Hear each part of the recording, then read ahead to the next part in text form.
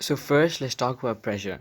Pressure is the force applied perpendicular to the surface of an object per unit area over which the force is distributed. Various units are used to express pressure. Essentially, pressure means how much something is pushing on something else.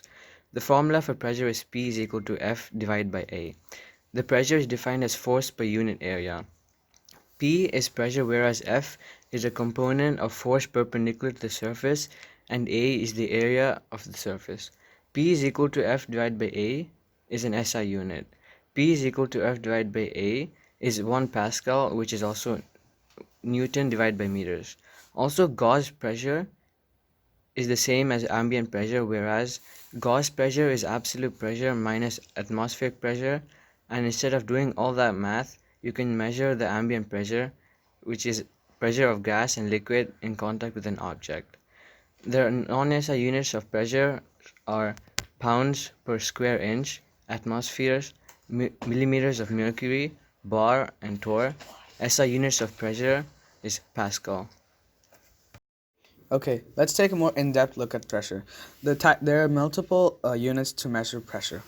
Some of them are PSI, ADM, pascals, which is the SI unit, and it's named after Blaise Pascal, who's a French physicist.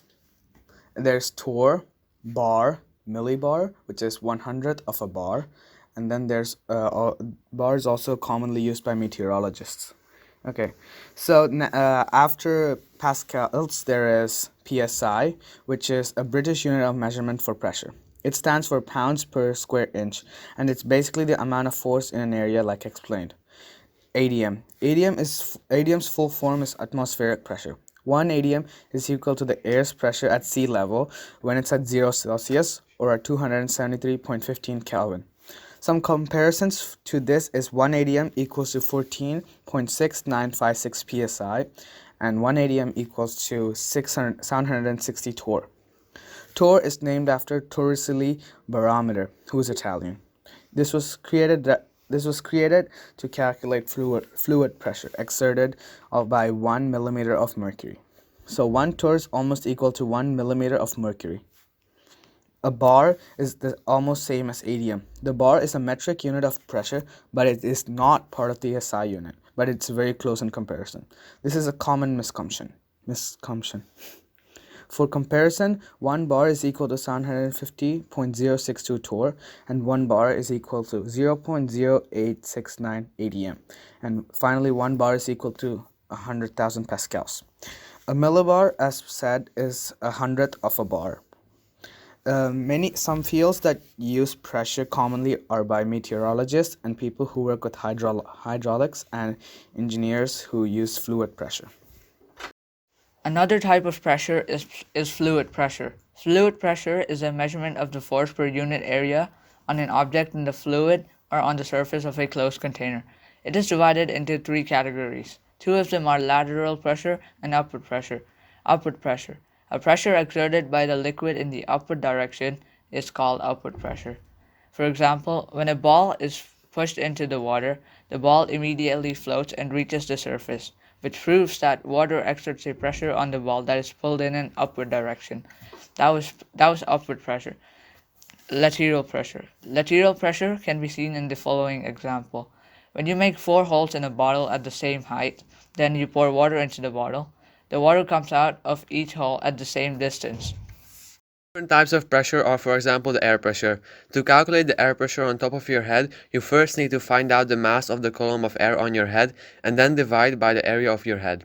This means that the average pressure on top of your head is 6.6 kilograms. In a balloon, for example, the air pressure pushes outward in all directions. When the inner pressure increases, the size of the balloon also increases, and once it becomes too big, it bursts. As the altitude of a place increases, the air pressure decreases. This is because the higher the place is, the smaller the column of air is above the place.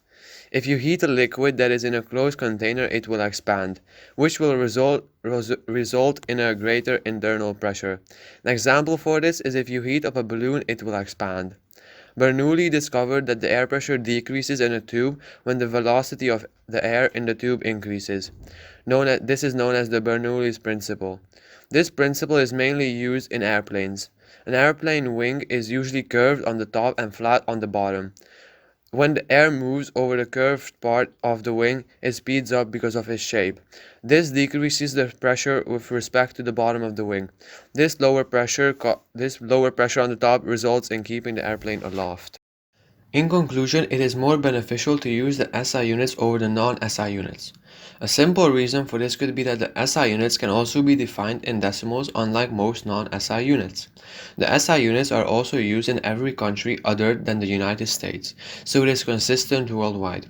The SI units help keep the students and educators on the same page, even if they choose to relocate and learn/teach somewhere else. Also, textbook creators can use the same units for all materials. Students, for example, that are in scientific majors, for example engineering, can use one system of measuring to solve all their problems. If the students from the US study abroad, they will have to rely on the metric units, which will be really difficult for them. The SI units also have a lot easier terminology. For example, the root of the word always stays the same, so only the prefix changes. For example, milligram and kilogram. However, in the US units don't sound alike. For example, ounces, pounds, and tons.